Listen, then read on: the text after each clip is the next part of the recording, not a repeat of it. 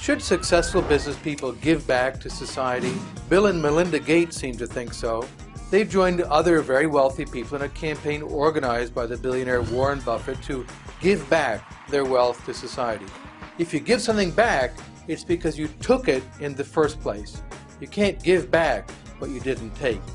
So did Bill Gates take something from other people? Were all the profits that he earned from delivering software to billions of people just taken from someone else? Or did he create wealth? Some people think that profits are sinful, immoral, obscene, and exploitative. Some even argue that business owners profit at the expense of wage earners. Karl Marx, for example, saw profit as the exploitation of surplus value that was appropriated by capitalists, and he predicted that if wages fall, profits will rise, and if wages rise, profits will fall. Others defend profits and even argue that they bring out the very best in us. Writer Ayn Rand's fictional businessman Hank Rearden says in her novel Atlas Shrugged, "We deal as equals by mutual consent to mutual advantage, and I am proud of every penny that I have earned in this manner." Let's go back to Bill Gates. Did he produce value for customers or only for himself and his family? Remember that if a customer chooses to buy something, it's because the product is worth more to the customer than what he or she is giving up to get it. That is, the customer is profiting as well. Profit for a business is what's left over after the costs are subtracted.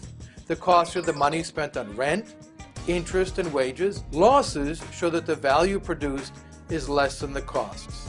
And profits show that the value produced is more than the costs. Did Bill Gates create value, or did he merely take value from other people? The fact that he made profits by making computing easy and affordable tells us that he added value. In fact, a lot more value than he received. So market processes guided by profit and losses are rational. But are they moral? And what about the owner of a factory who pollutes a river and forces people downstream to bear some of the cost of his production? Isn't he profiting at the expense of someone else? Finally, what about profits from government special privileges? Taxpayers are forced to pay money for the benefit of special interests, and consumers pay higher prices because government forbids them from buying from other producers who would sell for less. Favored businesses profit from subsidies or from the government's exclusion of competitors. Aren't special interests profiting at the expense of others?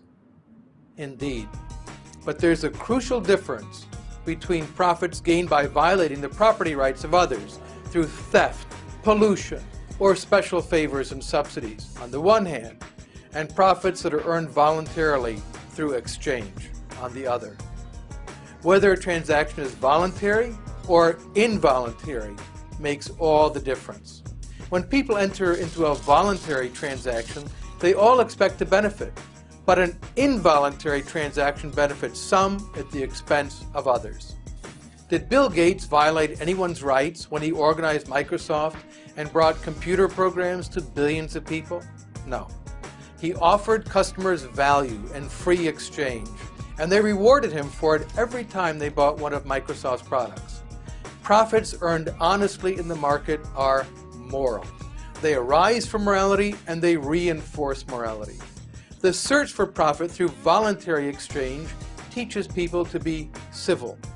It encourages us to try to imagine what it's like to be someone else and to ask what other people would like.